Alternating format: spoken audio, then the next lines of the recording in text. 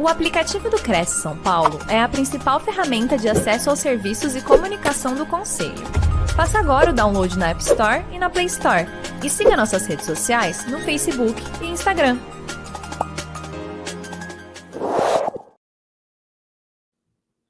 Olá, boa noite a todos. Bem-vindos a mais uma live produzida pelo Cresce São Paulo. A nossa convidada de hoje é a Fernanda Aguiar. Boa noite, Fernanda. Seja bem-vinda novamente. Boa noite, Cristiane. Muito obrigada mais uma vez pelo convite. Agradeço o nosso presidente mais uma vez de estar aqui, podendo ensinar um pouquinho sobre direito e segurança jurídica no mercado imobiliário. Nós que agradecemos sua participação, Fernanda. Você é sempre muito solícita a nós, esclarecendo as dúvidas dos corretores de imóveis. E o tema vai ser hoje sobre direito e segurança jurídica no mercado imobiliário, que é um tema muito importante, muito crítico, né, Fernanda? Sem dúvida. E no final eu tenho um bônus para o pessoal que assistir até o fim a nossa live. Fernanda, muito obrigada. Eu vou apresentar você aqui para os nossos internautas, apesar de você ser, assim, nossa grande parceira, mas sempre tem alguém novo aqui que entra na nossa live, né? A Fernanda é economista pela FAAP em 1991 e advogada pela FMU em 1993. Pós-graduada em negócios imobiliários pela FAAP em 2006, com especialização em direito imobiliário pelo Secov em 2007. É sócio fundadora da FCB Aguiar Advocacia. Trabalha há 28 anos no mercado imobiliário, ocupou cargos importantes de liderança em várias incorporadoras e construtoras de São Paulo e hoje é head jurídica na incorporadora IES Inc. É isso, Fernanda? Isso, muito obrigada, viu? Muito obrigada a você. Seja bem-vinda novamente. E no final a gente retoma aqui nosso contato. Combinado. Olá, pessoal. Boa tarde. Eu estou aqui para contar um pouquinho para vocês sobre o direito e segurança jurídica no mercado imobiliário. No final, eu vou dar um bônus para vocês, que é super importante, quem tiver interesse. E eu queria contar também que o nome do escritório mudou agora, porque entrou uma sócia voltada para loteamentos. Então, o nome do nosso escritório agora é Aguiar e Berlandi Advocacia. Vamos lá. Como é que eu faço agora? Só para mudar aqui o slide, porque nós tivemos um problema, porque o slide é um pouco grande. Então, agora sim, aqui são os nossos dados da nossa empresa, podemos passar. Nós vamos falar hoje sobre direito e segurança jurídica no mercado imobiliário brasileiro. Então, o objetivo da aula é apresentar para vocês o conceito fundamental do direito aplicado no mercado imobiliário. Eu vou destacar principalmente a importância da segurança jurídica para vocês, corretores de imóveis e profissionais da área, porque nós temos responsabilidade civil perante os nossos atos profissionais. Vai durar em torno de 1 hora a nossa aula. Vamos lá.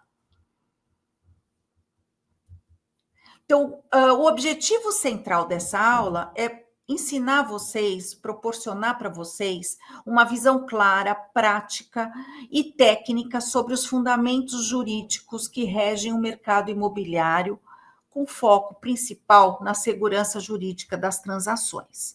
Vocês, ao lidarem diariamente com as operações de compra e venda, e locação e intermediação de imóveis, é indispensável que o corretor compreenda os princípios legais que asseguram a validade, a eficácia e a estabilidade dos negócios que vocês estão fazendo. Essa segurança jurídica é um pilar do direito e a sua presença nas relações imobiliárias é o que permite que todos os envolvidos, compradores, vendedores, bancos e principalmente que nós estamos falando dos corretores, eles tenham previsibilidade, confiança na conclusão do seu trabalho, assinando os contratos corretamente e fazendo todos os atos necessários para uma boa, firme e valiosa transação. Próximo.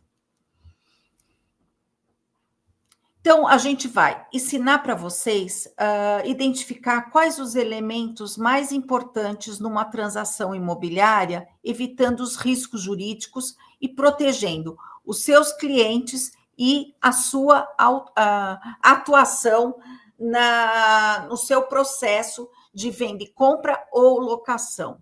Então, gente, a gente precisa tomar uma série de cuidados. Nós não só precisamos unir as partes, nós precisamos fazer alguns estudos, principalmente na parte de documentação, para a gente diminuir os riscos de gerar um prejuízo para os compradores, vendedores ou locatários e locadores. Próxima. Nós vamos também informar quais os instrumentos jurídicos que são mais utilizados nas transações imobiliárias e quais as cláusulas que possam garantir a segurança no negócio. Próxima. Segurança jurídica. Então, vamos lá. O que é a segurança jurídica? É o princípio que garante a previsibilidade e estabilidade nas relações jurídicas. Então, a venda e compra e locação é uma relação jurídica. Então, nós precisamos de ver quais são as ferramentas, quais são as cláusulas necessárias para incluir nos contratos para que gerem menos riscos legais, tanto para você, consultor, que é a parte de perdas e danos e indenização, que é a responsabilidade civil perante a negociação, como para os seus clientes. Próxima. Então, vamos lá. Conceitos fundamentais do direito. Vamos revisar alguns conceitos importantes que vocês já ouviram muito falar, mas que são imprescindíveis para os nossos negócios. Primeiro é a propriedade. Então, propriedade é o direito do titular de dispor, usar e gozar do seu bem imóvel. A propriedade, ela é essencial para entender os direitos e deveres no contrato de compra e venda e também das locações. Depois nós temos o contrato de venda e compra ou o contrato de locação, que é um documento crucial nas transações imobiliárias. O contrato ele estabelece as condições da transação, como preço, que é o valor ou da venda e compra ou da locação, forma de pagamento, prazos, entrega do imóvel. Tudo isso nós temos que colocar em cláusulas claras dentro de um contrato, de preferência por escrito, com firma reconhecida ou assinada digitalmente para dar essa segurança. Depois nós temos o registro de imóveis. O registro de imóveis é o registro do contrato na matrícula do imóvel. Nós tanto podemos registrar a venda e compra, tanto o particular como a escritura, como também podemos registrar o contrato de locação, que é onde dá segurança para o locatário, se for vender o imóvel a terceiros, ele tem o direito de continuar com a locação. Então, somente após o registro, como todos vocês sabem, o comprador torna-se o proprietário legal do imóvel. Então, quem não registra não é dono, como a gente já sabe. E, por outro ponto, é o pacto de fidelidade e garantias. Como em qualquer transação imobiliária, a necessidade de garantir o cumprimento das obrigações nas vendas, tanto financiadas como na venda e compra à vista. Então, na venda e compra, principalmente financiada, nós temos as garantias de alienação fiduciária, que é um mecanismo atual que tanto as construtoras como os bancos estão utilizando. Próximo. Propriedade. Então, vamos lá. A propriedade é um dos direitos fundamentais assegurados pela Constituição Federal. Esse é um direito onde o titular ele pode usar, gozar e dispor e reaver quando esse imóvel ele é invadido por quem é proprietário. Então, eu posso fazer o que eu quiser com o meu imóvel. E, se ele for invadido, eu tenho o direito de usar a lei a meu favor para retirar os invasores ou os posseiros. Então, no mercado imobiliário, o conceito de propriedade é fundamental para compreender os direitos e a responsabilidade do possuidor do bem. A aquisição da propriedade, ela só é efetivada com o registro do título aquisitivo na matrícula do imóvel perante o registro de imóveis, conforme o princípio da continuidade registral. Então, sempre que você lavrar uma escritura para o seu cliente, você é obrigado a fazer o registro. Por quê? Se por má fé alguém fizer uma nova escritura e registrar primeiramente no cartório de registro de imóveis, ele será o dono desse imóvel. Então, vamos fazer um exemplo prático?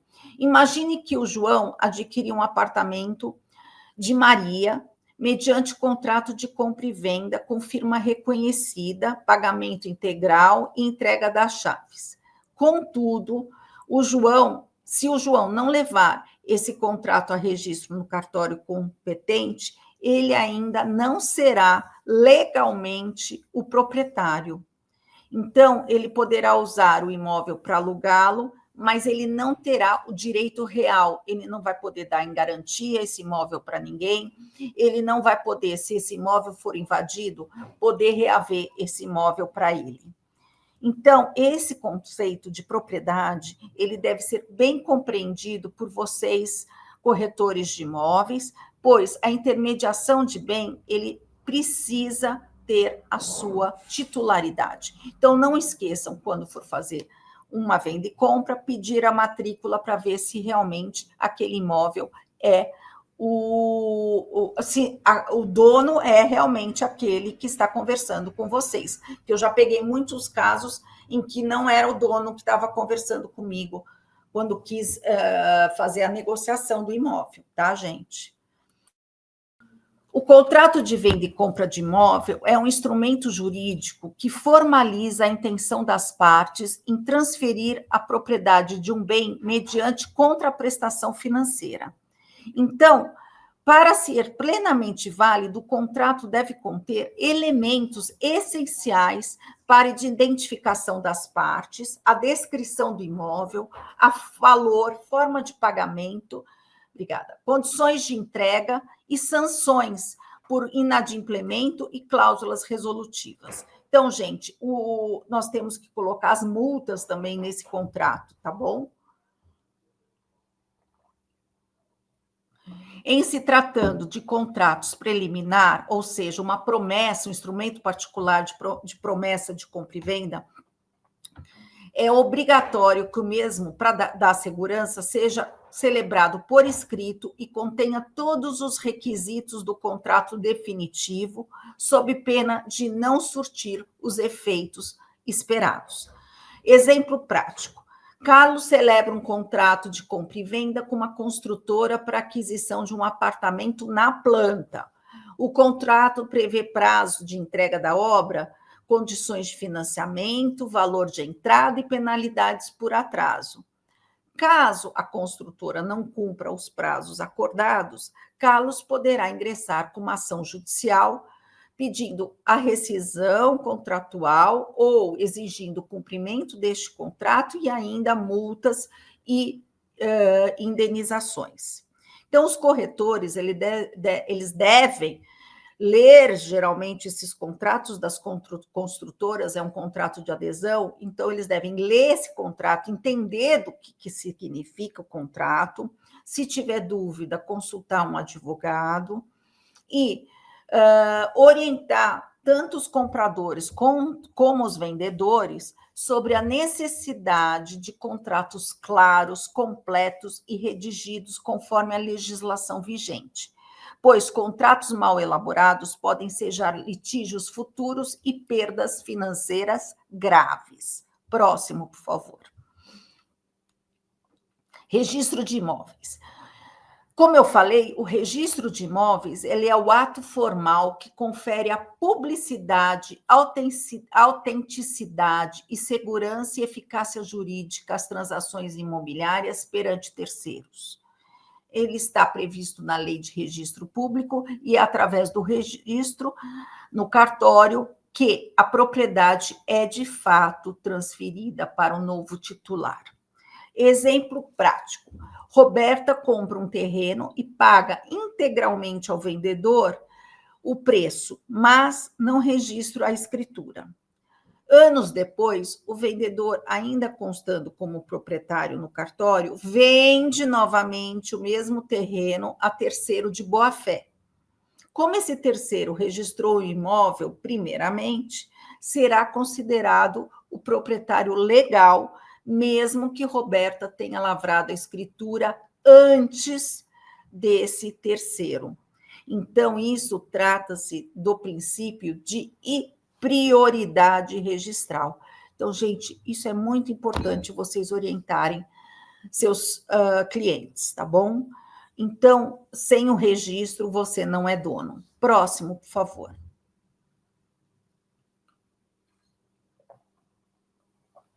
Pacto de fidelidade e garantias.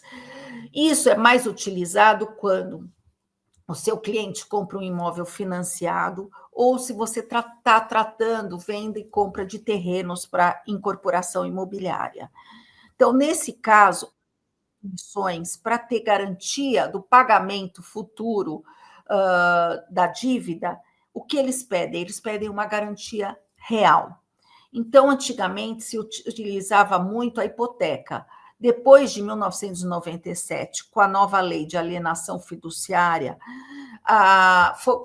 os bancos começaram a utilizar a alienação. Por quê? Porque a forma de recuperar o dinheiro, se a pessoa ficar inadimplente, é muito a dívida, né? Recuperar o valor da dívida é muito mais fácil.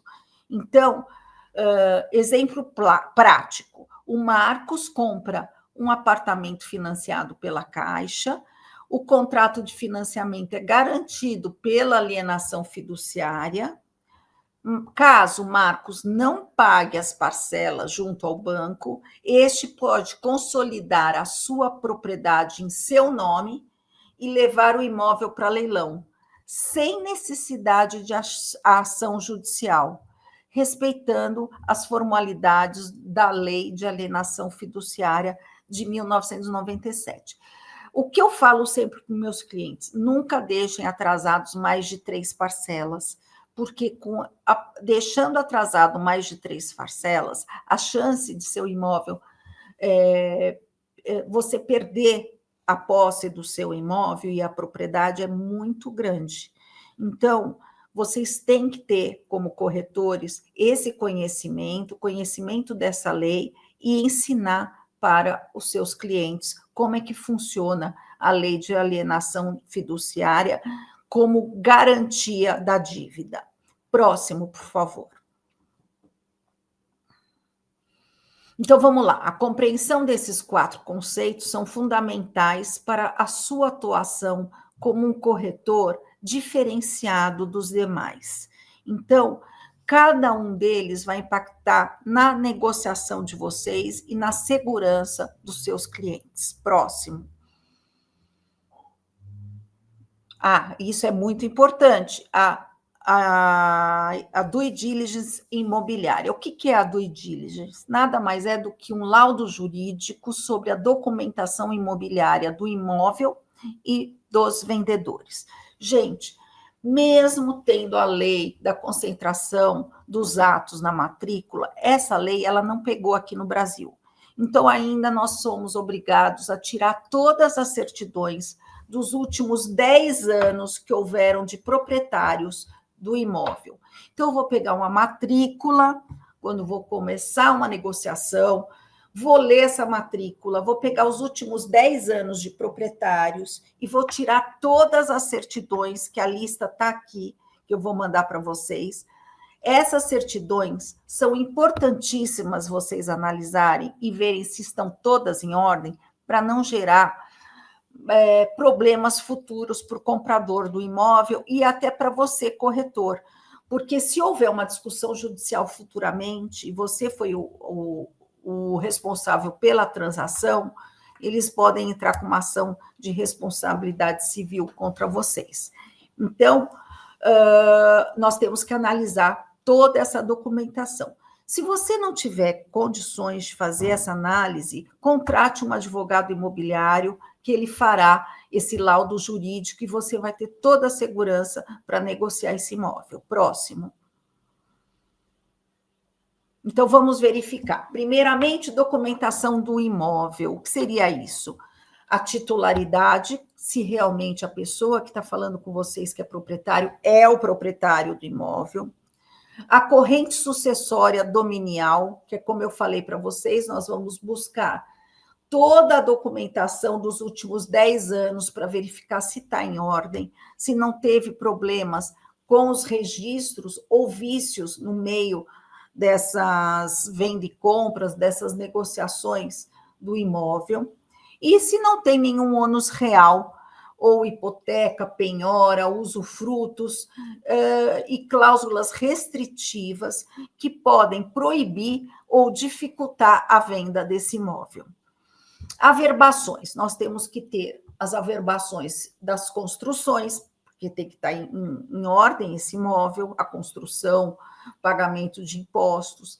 Temos que ver se for apartamento, se tem a convenção de condomínio registrada, se tem incorporação registrada, se os dados dos vendedores estão corretos, se eles são casados, se eles são solteiros. Todos esses dados têm que estar atualizados na matrícula do imóvel. Próximo, por favor.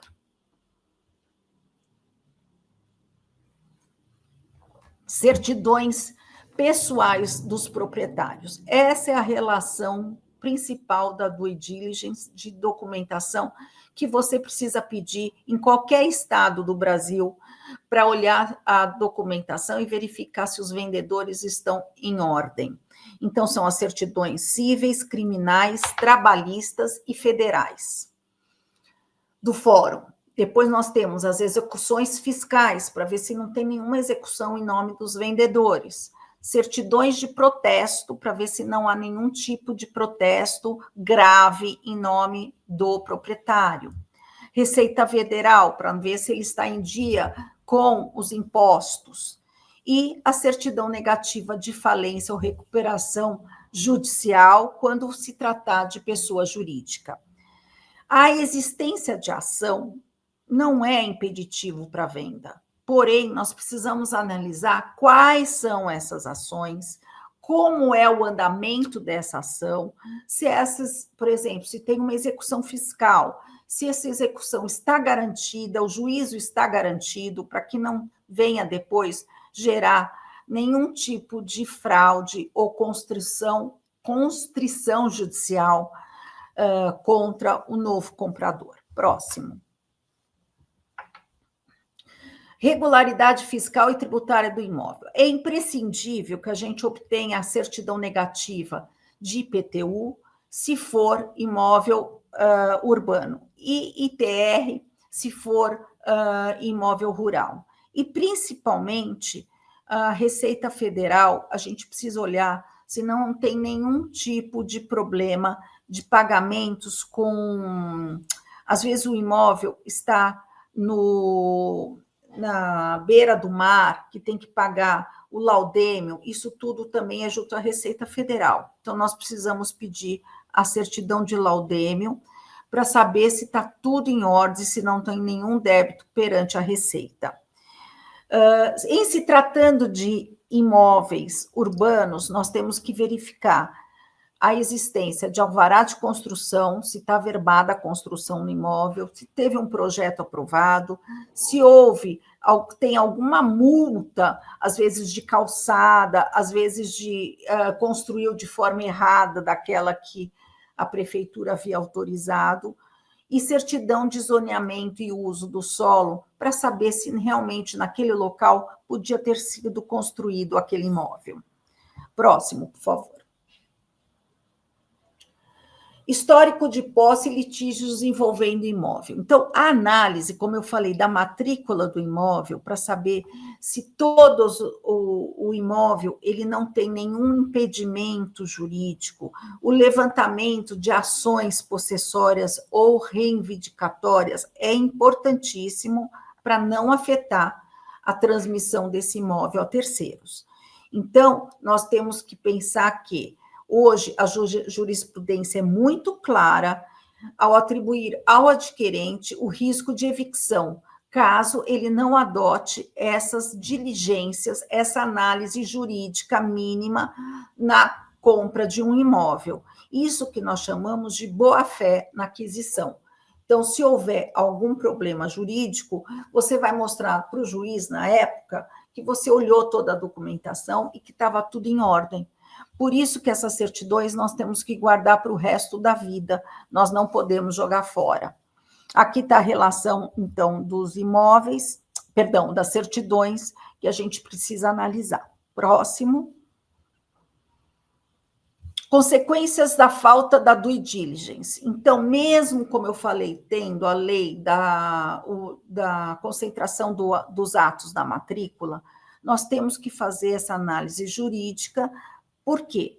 Porque a gente tem alguns riscos que podem acarretar pela falta de análise dessa análise jurídica. Primeiro, adquirir um imóvel com hipoteca ou penhora judicial. Agora mesmo, nós vendemos um terreno, e como a construtora compra vários terrenos, não um só, nosso vizinho estava com uma hipoteca, perdão, uma penhora na matrícula.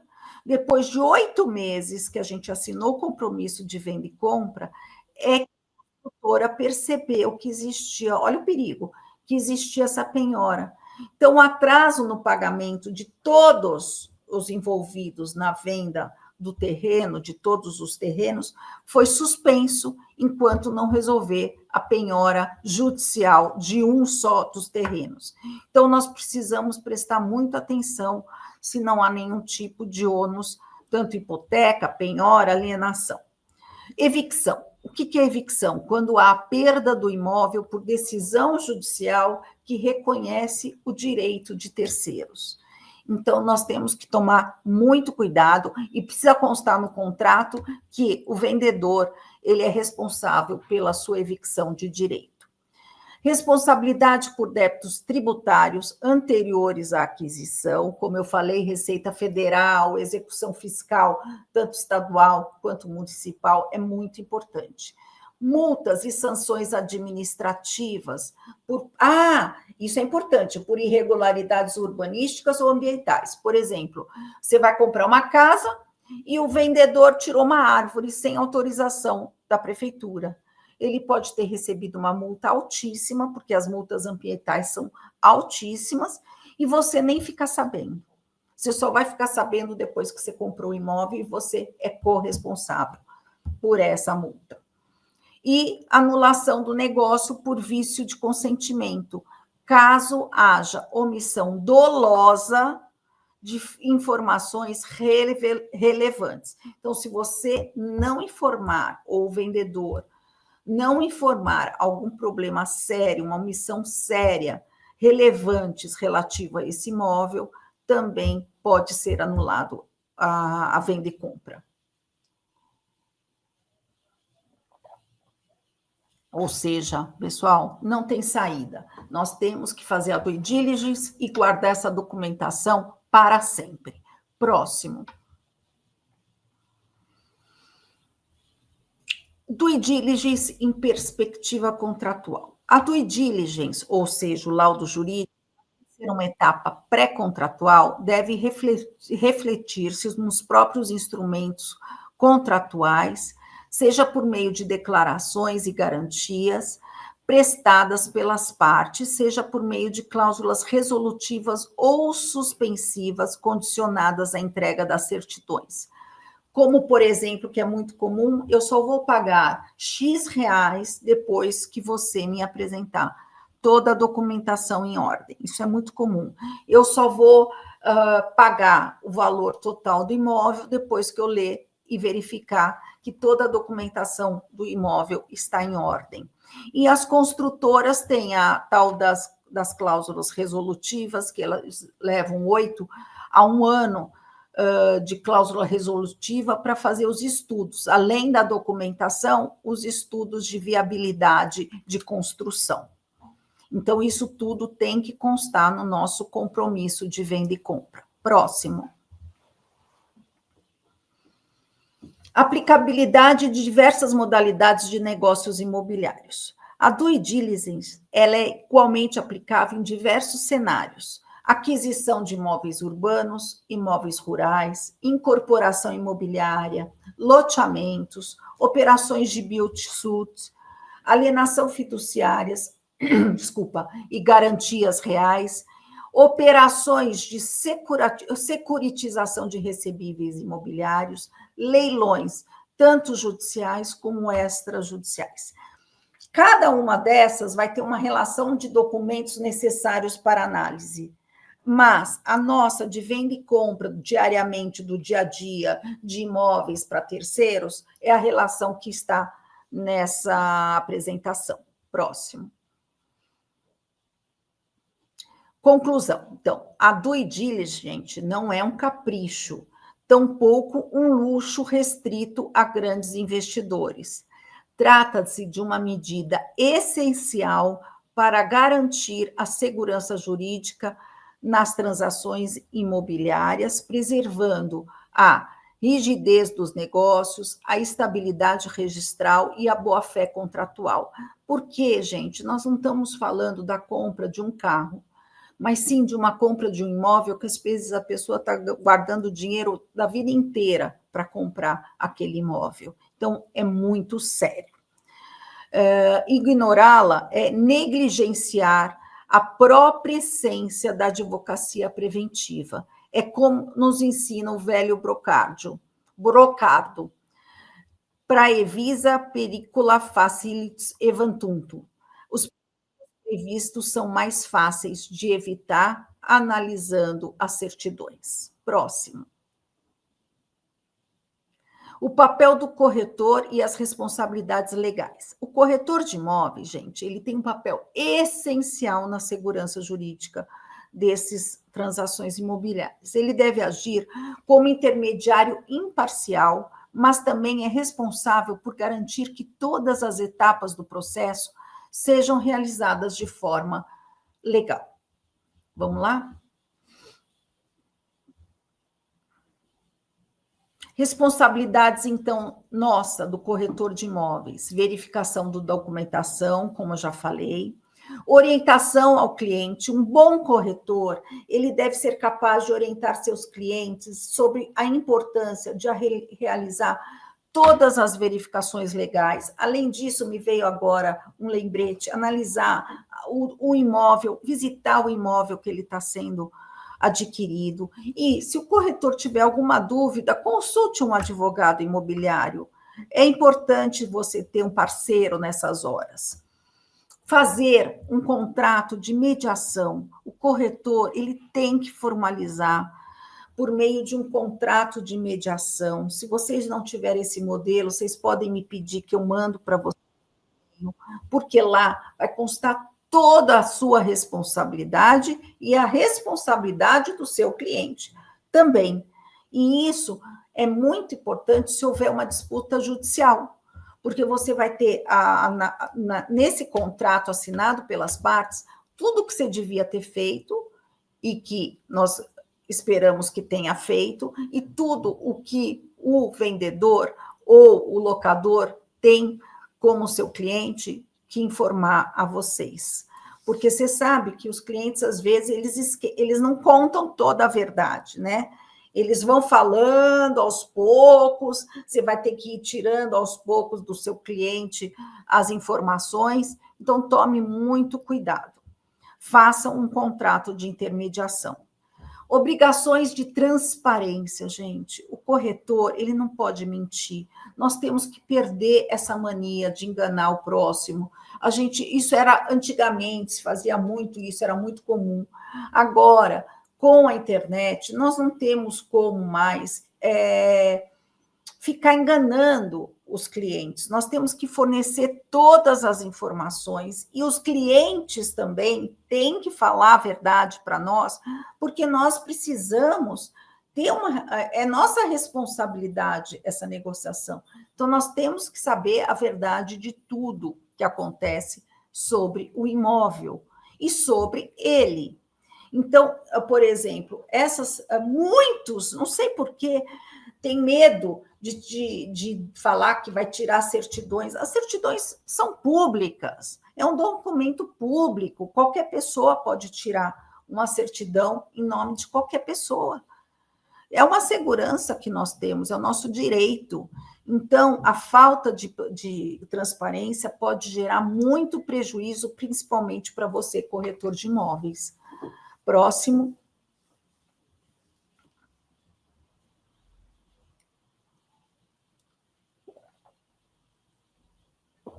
Outra coisa que é importante nessas relações jurídicas, se você desempenhar um bom papel como corretor, você vai ser sempre procurado, tanto pelas incorporadoras, construtoras, mesmo para pessoas físicas. Por quê? Porque eles vão ter uma segurança para conversar com vocês, tanto na compra quanto na venda do imóvel. É que nem médico. Se a gente sente segurança naquele médico, a gente vai sempre procurar o mesmo. E corretor de imóveis é um prestador de serviço que é a mesma coisa. Então, sempre nós temos que ser claros e transparentes com nossos clientes para que isso possa dar segurança para as partes. Próximo. Natureza jurídica da atuação do corretor. O corretor de imóveis atua com fundamento no contrato de corretagem, que é o contrato de intermediação, disciplinado no artigo 722 a 729 do nosso Código Civil. Trata-se de um contrato oneroso, bilateral e personalíssimo, mediante o qual o corretor se obriga a aproximar as partes com vistas à celebração de um negócio jurídico, fazendo jus à sua remuneração de comissão, desde que tenha contribuído de forma eficaz para o resultado útil. Pessoal, a jurisprudência, infelizmente, não aceita, por exemplo, a gente aproxima as partes e não faz um negócio aqui agora. Depois de algum tempo, 3, 4 anos, vem um outro corretor e fecha aquele negócio, nós não temos, os primeiros não têm direito de comissão. É só o segundo que fechou o negócio, que uniu as partes e concluiu o negócio. Então, não adianta só a gente unir as partes, nós temos que fechar o negócio. Então, por isso que eu falo que é importante a gente fazer um contrato de comissão. Esse contrato, inclusive, eu estava pensando agora, a gente pode pôr até uma cláusula em contrato, não precisa fazer contrato à parte. Vocês podem colocar dentro do compromisso de venda e compra, tá? Isso não prejudica em nada. Então, dessa forma, o artigo 722 do Código Civil estabelece, pelo contrato de corretagem, uma pessoa não ligada a outra em virtude de mandato, prestação de serviços ou qualquer relação de dependência, obriga-se a obter para outra um ou mais negócios conforme as instruções recebidas. Dessa forma, o corretor atua com autonomia e independência, devendo, todavia, observar o dever de cuidado, o princípio de confiança, ainda que o corretor não seja o alienante do bem. Sua atuação, olha que importante, desculpa o cachorro aqui latindo, olha que importante, a sua atuação pode gerar responsabilidade objetiva ou subjetiva, a depender das circunstâncias e da sua conduta adotada. Vamos falar sobre isso mais para frente. Próximo. Verificação da documentação imobiliária. Então, isso é um dos pontos mais importantes. Eu já falei muito sobre isso, eu não vou falar mais, mas eu vou passar rapidamente. Mas, então, nós não podemos nos negligenciar a nossa profissão sem olhar essa documentação. Então, tanto a parte de vícios, aqui está até claro, além da documentação, nós temos que verificar também se há vícios no imóvel, se há vícios aparentes no imóvel, que de fácil constatação, isso pode gerar também prejuízo para vocês, tá bom? Então, cuidado, olhem o imóvel que vocês estão trabalhando, vejam se eles não têm nenhum problema de construção, isso tanto de construção como ambiental, se não arrancaram árvores, tudo isso pode gerar um prejuízo para você, corretor. Próximo. Dever de informação e transparência. Então, como eu falei, o corretor ele é obrigado a prestar informações claras, precisas e completas sobre o imóvel e a condição do negócio. A omissão, tanto dolosa como culposa, de informações relevantes, como a existência de débitos, litígios ou irregularidades construtivas, pode gerar responsabilidade civil por danos materiais e morais. Pessoal, não é brincadeira, tá? Então, pode gerar valores altíssimos de danos que vocês vão ser responsáveis em pagar. O artigo 723 do Código Civil é categórico ao impor ao corretor o dever de agir com diligência e transparência. A jurisprudência. O corretor que omite informações relevantes sobre o estado do imóvel incorre em responsabilidade civil por violação do dever de informação. Então, pessoal, não é só documentação. Nós temos que ir no imóvel, verificar se o imóvel está em ordem, se não tem nenhum problema técnico de construção, vícios construtivos, para que você não seja responsabilizado por isso. Próximo. Formalização da atuação e contrato de mediação. Então, o exercício nosso de intermediar, fazer uma intermediação imobiliária, deve ser formalizado por escrito, por meio de um contrato de corretagem. Como eu falei, a gente pode pôr tanto num contrato à parte, como dentro do contrato de venda e compra, numa cláusula. Tem que colocar as nossas obrigações, o valor da nossa comissão, como será paga essa comissão, de que forma será paga, né, essa comissão e quais as responsabilidades do nosso cliente. A ausência desse contrato pode gerar, então, dificuldade na cobrança da nossa comissão, que já é tão difícil de receber. Porque não sei por que ninguém gosta de pagar corretor de imóveis, né? Não sei por que a gente faz nosso trabalho e eles não gostam de pagar a comissão. Uma outra coisa importante que a gente tem que fazer, que eu pequei muitas vezes por não ter feito, foi colher a assinatura dos visitantes dos imóveis. Então, se você está vendendo um imóvel ou alugando um imóvel e você fazer uma ficha de visita, é importantíssimo você pedir um visto daquela pessoa, porque ele pode visitar o imóvel com outro corretor e você não recebe a sua parte da comissão. Então, vamos lá. A ausência do contrato formal, tá? Sem ser por escrito e sem assinatura, não afasta a obrigação do pagamento da comissão, desde que comprovada a mediação eficaz do corretor através de testemunhas e documentos de outras formas, né? Se você virou testemunha daquele contrato, por exemplo, de venda e compra. Mas, para a gente não ter problemas, assim, diminuir nossos problemas que já são tão grandes, é importante colocar uma cláusula em contrato ou fazer um contrato à parte de comissão. Próximo. Já estamos terminando, tá, pessoal? Responsabilidade por informações falsas ou induzimento ao erro. A prestação de informações falsas ou conduzir o nosso cliente ao erro mesmo que por imprudência ou negligência, acarreta responsabilidade civil e pode sim configurar infração disciplinar tanto perante ao CRECE quanto judicialmente.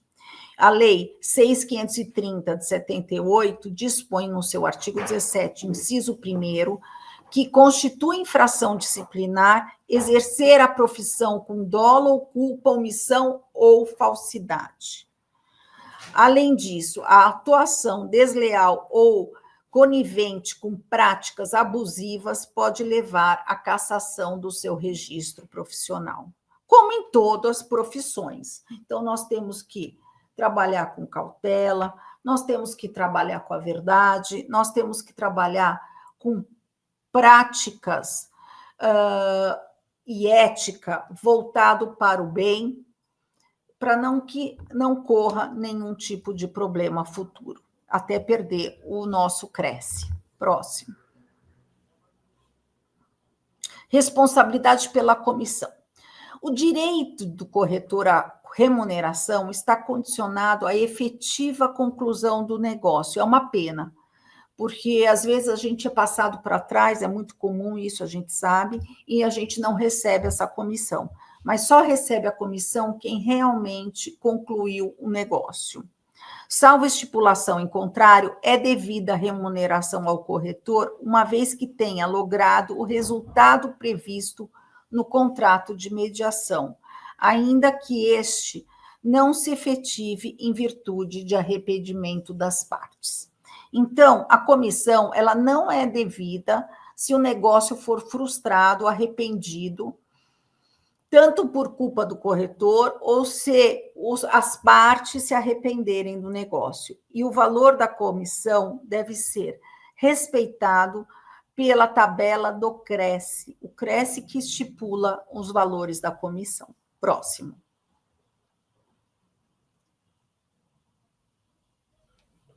Responsabilidade civil do corretor, isso é importantíssimo, objetiva ou subjetiva. A responsabilidade civil do corretor, em regra, é subjetiva, ou seja, do sujeito, exigindo a comprovação de dolo ou culpa, negligência, imprudência ou imperícia do corretor. Todavia, há hipóteses nas quais os tribunais têm reconhecido responsabilidade objetiva, especialmente quando a atividade foi exercida em larga escala, por meio de empresas ou incorporadoras, ou quando o corretor atua de forma ostensiva como garantidor do negócio. Exemplo clássico ocorre na venda de imóveis na planta, em que o corretor promete prazos de entrega ou condições de financiamento que não constam no contrato. A jurisprudência tem avançado no sentido de responsabilizar os corretores que induzem o comprador ao erro, falando que ele tem renda suficiente, por exemplo, para pegar um financiamento. O corretor que omite vício construtivo ou falsifica informação sobre a metragem do imóvel responde civilmente pelos prejuízos causados. Nós não estamos brincando. E se você também mentir perante a renda, por exemplo, da pessoa que tem condições, se eles têm como provar que você informou erroneamente que ela tinha condições de pegar um financiamento e não conseguiu pegar, também você responde civilmente. Próximo. Aspectos de garantias e segurança jurídicas nas transações. Próximo. Então, nós temos alguns tipos de garantias que eu vou falar para vocês: alienação fiduciária, como já falei no caso de financiamento de imóveis, hipoteca, que se usava muito na época para garantir uma dívida, e o seguro de título. Algumas transações podem usar os seguros, como, por exemplo, quando você vende um imóvel para a construtora através de permuta no próprio local. O que acontece? A construtora ela pode te dar um seguro, uma carta de seguro, uma apólice de seguro que vai garantir a construção daquele imóvel e que você vai receber aquele imóvel que eles te prometeram. Próximo. Principais formas de garantia no mercado. Primeiro, agora que é o que mais utiliza, é a alienação fiduciária em garantia, como eu falei, disciplinada pela Lei 9514 de 97, e é o instituto mais usado hoje para os bancos que financiam a construção civil. Próximo. Vantagens e eficácias. A principal vantagem da alienação fiduciária está na celeridade do procedimento de execução, porque é extrajudicial. Eles vão fazer uma execução extrajudicial diretamente no cartório. Como eu falo, nunca atrasar mais que 3 parcelas, porque o seu imóvel pode ser leiloado. Você perde o imóvel e ainda vai para leilão. Próximo. Hipoteca. A hipoteca é uma garantia real que eu adorava utilizar antigamente, mas agora a gente não está se utilizando mais, porque para executar uma garantia, uma hipoteca, uma garantia de hipoteca, tem que ser judicialmente. E como é mais demorado o processo judicial, as pessoas têm utilizado a alienação fiduciária. Eu vou dar um exemplo aqui para vocês. Maria, empresária, contrai empréstimo bancário e oferece como garantia a sua casa registrada em seu nome. Formaliza-se uma hipoteca em favor do banco, que será registrada na matrícula do imóvel. Se Maria deixar de pagar a dívida, o banco poderá executar judicialmente a hipoteca. Próximo. Desvantagens em relação à alienação. A hipoteca exige, como eu falei, uma execução judicial, que é muito mais morosa e tem mais custos para o credor. Então, hoje se utiliza muito a alienação por ser extrajudicial e o custo financeiro menor. Vamos para o próximo, que é o seguro de título de propriedade. Esse, como eu falei, é mais. Aqui está dizendo que é mais utilizado nos Estados Unidos, mas a gente utiliza muito aqui, porque é caro. O seguro é muito caro, mas as construtoras elas têm utilizado quando há permuta de grandes valores para garantia ao vendedor do terreno. Próximo. Finalidade. Então, o que o seguro faz? Ele protege o adquirente contra os riscos ocultos que possam afetar a titularidade do imóvel, ou seja, a falta de entrega do imóvel, ou até se houver algum vício construtivo, eu posso pedir um seguro para que garanta isso. Exemplo prático. Carlos adquire um terreno em área nobre de Brasília e, para garantir que não há nenhuma restrição à propriedade ou passivo oculto, contrata um seguro de título. Meses depois, descobre-se que o imóvel fazia parte de um inventário que não havia sido encerrado. O seguro cobre todos os danos sofridos por Carlos, que poderá ser indenizado ou ter os custos do litígio cobertos pela seguradora. É caríssimo, gente. Então, geralmente, quem faz isso é pessoas jurídicas, não pessoas físicas. Próximo. A segurança jurídica nas transações imobiliárias. Vamos lá. O princípio da fé pública registral. Primeira coisa que nós temos que orientar, então, nos nossos clientes, assim que nós formos pagar, quitar o imóvel, o nosso cliente, o comprador e o vendedor, eles têm que lavrar a escritura definitiva, que pode ser tanto por meio de escritura pública ou até por meio do financiamento bancário, que tem força de escritura pública. Mas isso tem que ser registrado no cartório de registro de imóveis. Eu vou dar um exemplo prático. Joana adquiriu um imóvel cuja matrícula não apresenta nenhuma restrição. Após a compra, ela descobre que o vendedor estava respondendo por uma ação de nulidade de escritura.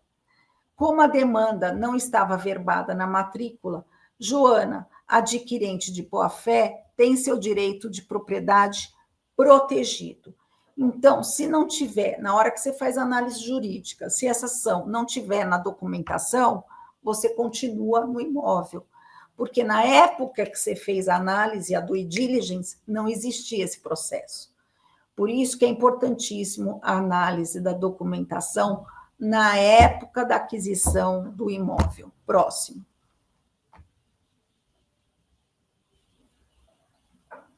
O papel dos cartórios e da matrícula imobiliária. A matrícula do imóvel é o seu registro de nascimento jurídico.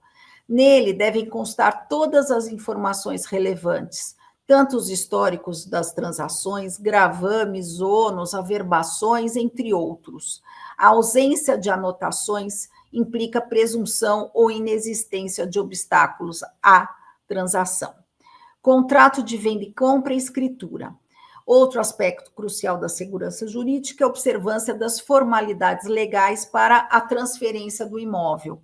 Então, ela pode ser através de escritura pública, ou se o imóvel for menor que 30 salários mínimos, pode ser por um instrumento particular de venda e compra registrado na matrícula, e ele vai transferir a propriedade, tá bom? Então, escritura pública registra na matrícula, e se for um imóvel menos de 30 salários mínimos, a gente faz por instrumento particular e registra na matrícula. Próximo.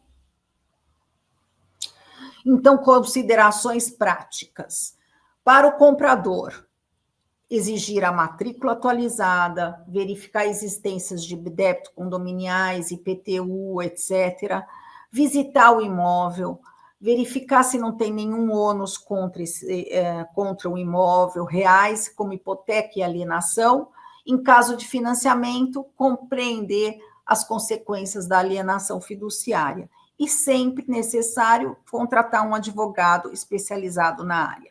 E o vendedor tem que regularizar a situação do imóvel, averbar na matrícula todas as alterações, construção, demolição, qualificação do proprietário, tudo isso.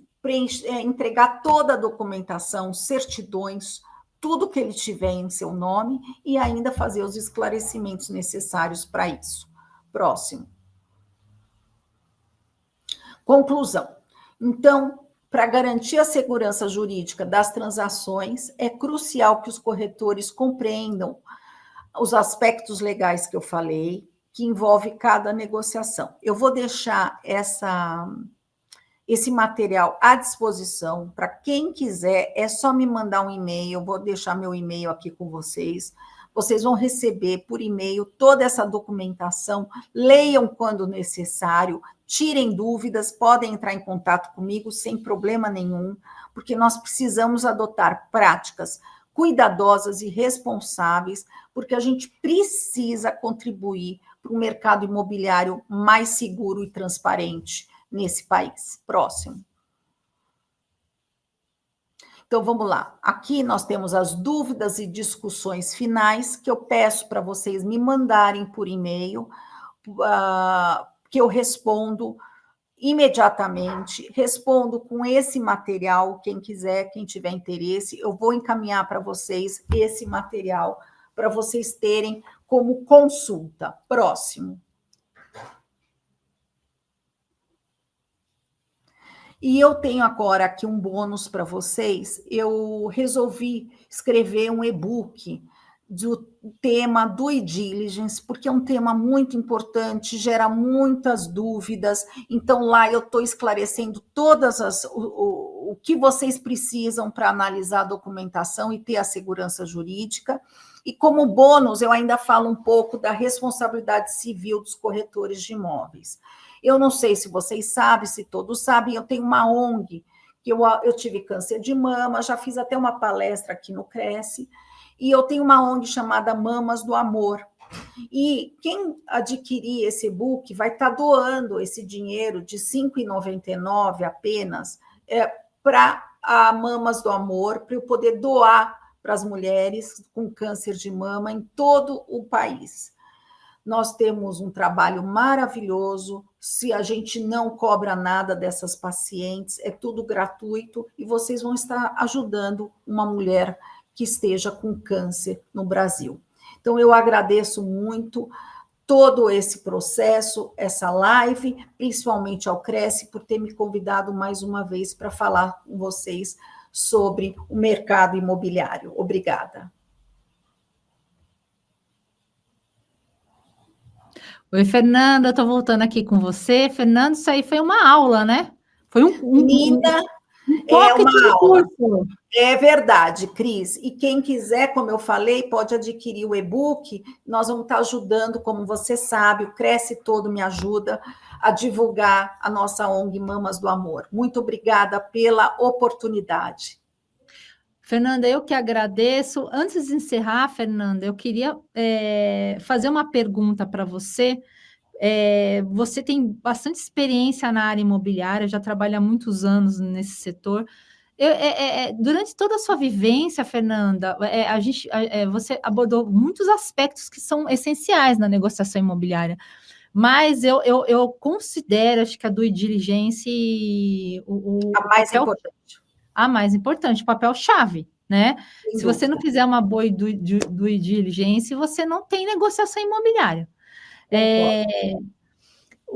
Dentro desse aspecto, você já passou por muitos processos de intermediação. Qual que você considera o erro mais grave que o corretor de imóveis pode cometer no momento da due diligence? Olha, uma coisa muito comum que eu vejo que as pessoas não pedem, Cris, não pedem, a Receita Federal, ela tira uma certidão chamada certidão positiva com força de negativa. O que é isso? Eu estou devendo para a Receita Federal, para não entrar com uma ação, eu faço um acordo com a Receita de 20 anos para pagar, 30 anos, sei lá, faço um acordo. Com esse acordo, a partir do momento que eu assino esse acordo, a Receita Federal me emite uma certidão dizendo que está tudo em ordem. Mas se eu deixar de pagar uma parcela desse acordo, eu entro na dívida ativa. Eu posso ser executada. E as pessoas não pedem o valor da dívida, porque às vezes o valor da dívida é tão alto que se ele deixar de pagar, ele perde esse imóvel. Então exatamente. É importantíssimo pedir, se sair uma certidão chamada certidão positiva com força de negativa, nós precisamos pedir um extrato do valor da dívida. Fernanda, isso. Muito obrigada, viu, pela sua explanação, por essa aula maravilhosa. E aí, como você disse, o pessoal que tiver dúvidas com relação a esse processo de due diligence, adquire esse e-book, que além de esclarecer todas as dúvidas, vai estar ajudando a Mama do Amor, que é muito importante esse trabalho que você faz também, né, Fernanda? Exatamente. As mulheres com câncer de mama. E, Fernanda, eu espero você em outras oportunidades, em outras palestras, porque você... Adoro o seu trabalho, adoro suas explanações. Muito obrigada, viu? Obrigada, Cris. Eu que agradeço. Tudo de bom para vocês. Até logo. Obrigada. Tchau, gente.